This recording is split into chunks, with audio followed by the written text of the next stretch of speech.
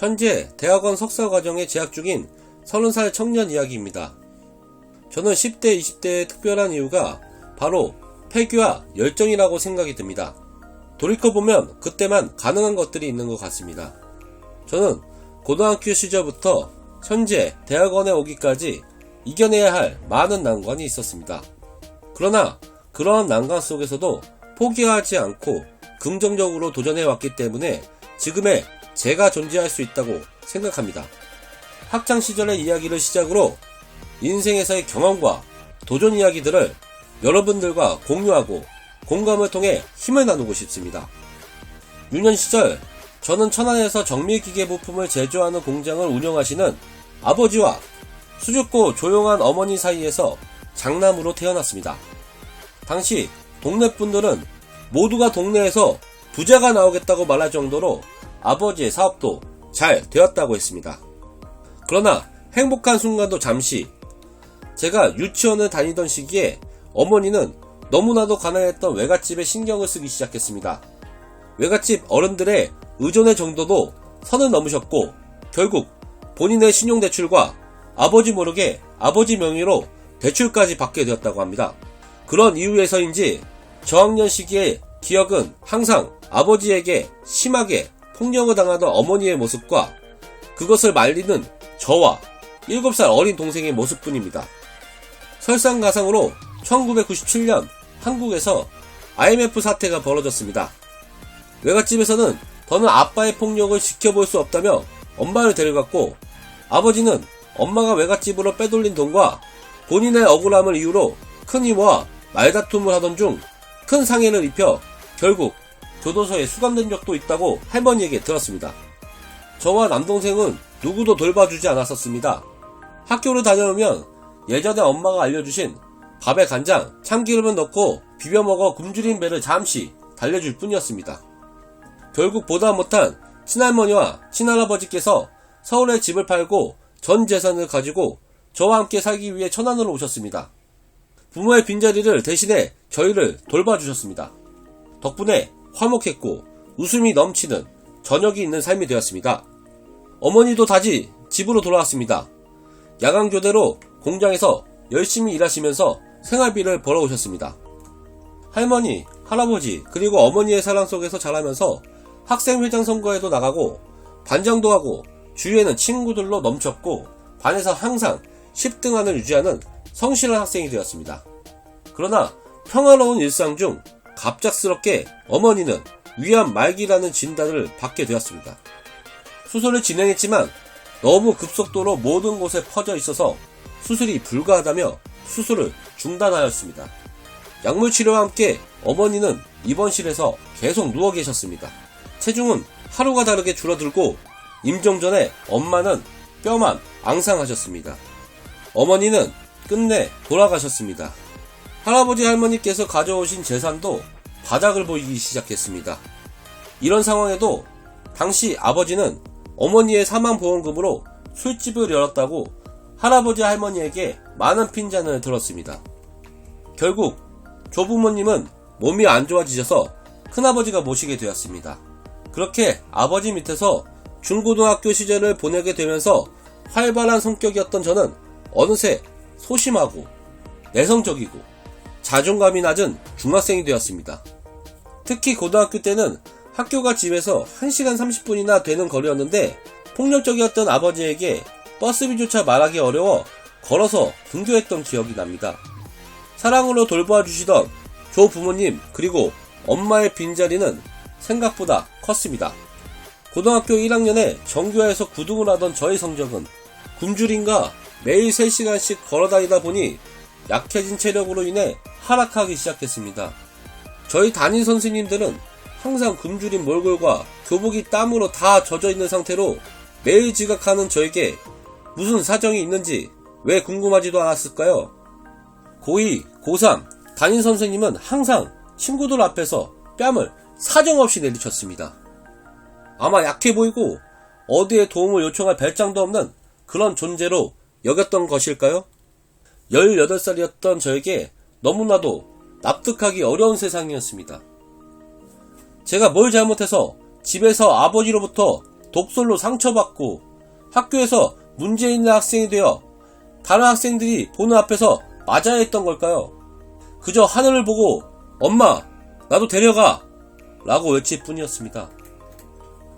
오랜만에 막내 고모가 잘 지내고 있느냐며 연락해 주셨습니다.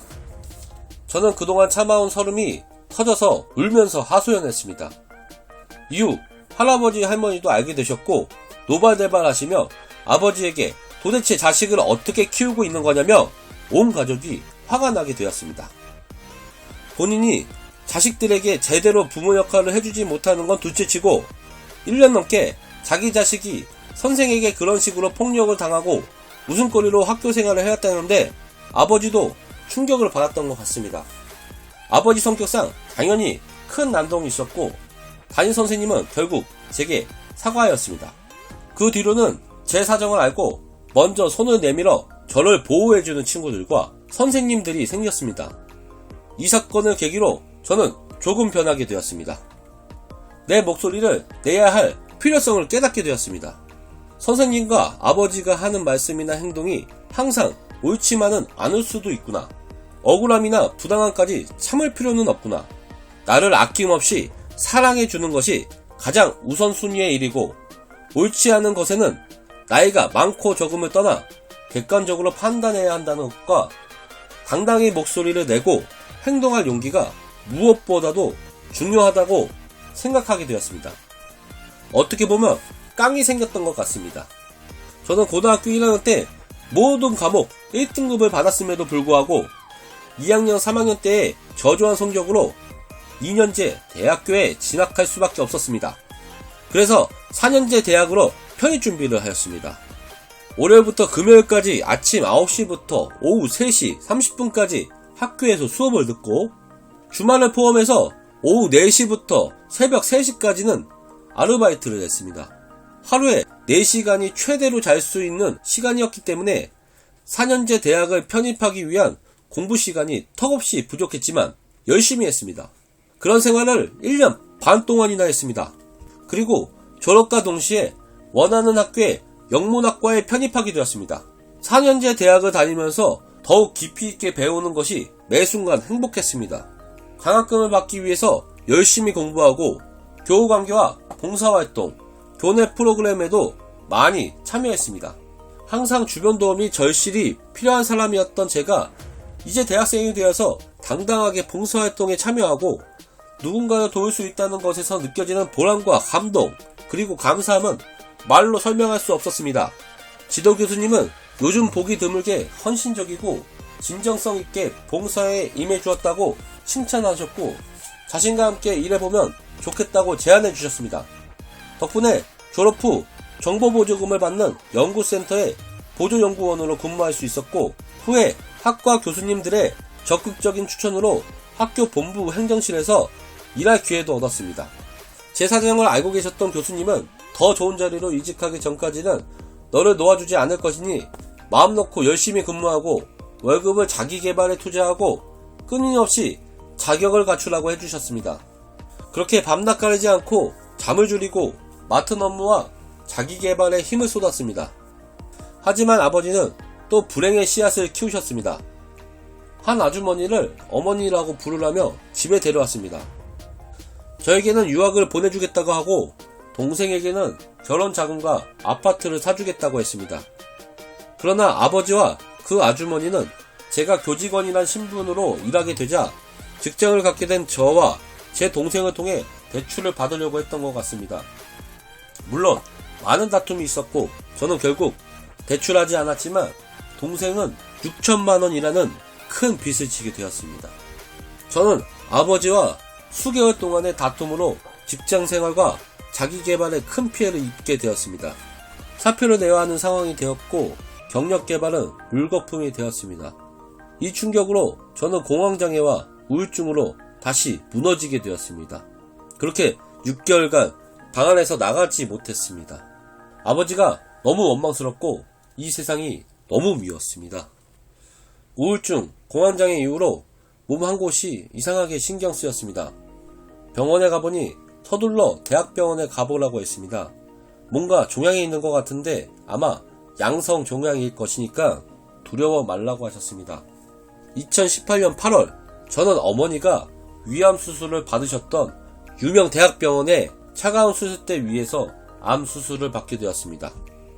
인생의 기분 좋던 순간들, 슬펐던 순간들, 어려움을 인내하며 노력했던 나의 안타까운 순간들 하나하나가 주마등처럼 떠올랐습니다.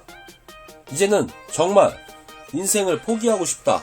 이제 이 지긋지긋한 가난, 마음고생, 자존심 굽히기 다 너무 지친다.